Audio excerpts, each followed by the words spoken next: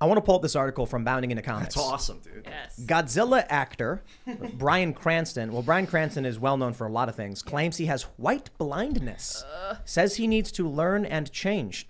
In an interview with the LA Times to promote his upcoming role as Charles Nichols in the stage play Power of the Sale, he revealed he suffers from what he calls white blindness and advocated for limits on free speech. What? Okay. It's a privileged viewpoint to be able to look at the Klan and laugh at them and belittle them for their broken and hateful ideology. Blah, blah, blah. You get the point. You know what this really is? This is, he doesn't actually believe any of this stuff. No, he's being held hostage. Exactly. He's being held hostage by his manager, by his agents, by the industry he needs to continue to be a part of. I'm afraid he's being changed. Ben Shapiro, I implore thee, we must save this man. Yes. We must give him an opportunity to say, all that stuff was because they made me say it. I just want to make films. And we'll be like, yeah, you're cool. Right on. We're a fan.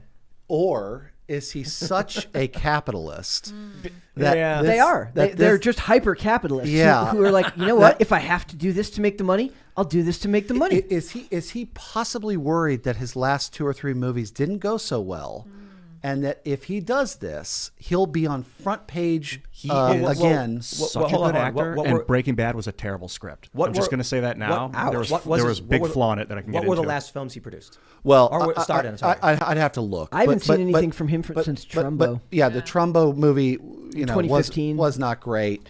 They killed him off in Act 1 in Godzilla. Look, I can't give specifics, but we can look it up. But it is inarguable that he has been as relevant as he was when Breaking Bad ended. He's not. Then it feels like almost... So you've got the El Camino, the Breaking Bad movie. Okay, fine. Isle of Dogs, the voice. One and only Ivan. Ladies' Night is something else. Maybe it was the getting cast as Zordon in Power Rangers that did him in. His work on Malcolm in the Middle was supreme. I mean, he's fantastic. He's so good. He's so good. And by the way, I'd work with him in a second. I would 100%. In a second. And I think you give him the opportunity and you give him a path to success. But I wonder how much of what people are chasing after is legacy. And so the issue is these people who live in the cult genuinely believe that's the real world. And they view actual America as a foreign entity and something to be feared or something not legitimate. Whereas, the way we described it, especially yesterday talking about the Civil War with Stephen Marsh, there's a multicultural democracy in the United States and a constitutional republic. They're at war, they're at odds with each other. But the woke democracy is not the real mainstream America. It's something weird and new that emerged in the past 15 or 20 years.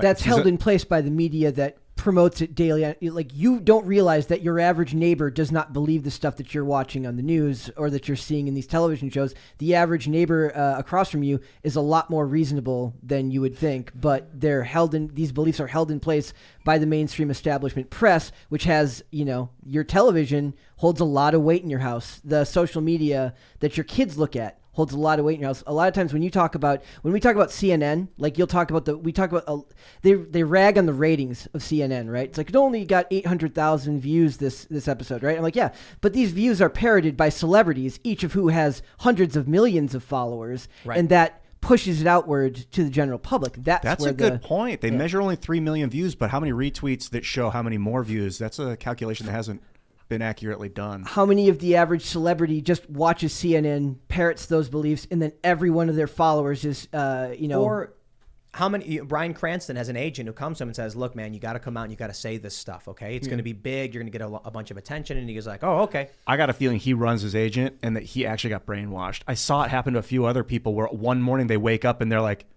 Yeah, whiteness is a problem. Huh. I think LeBron James had happened to all of a sudden one day. They just want money, man. You go to enough of those seminars they make you attend to if you work for the government, and I'm sure more than a few of them do end up starting to fall prey to it. Very prevalent in Hollywood. Yeah. Oh yeah.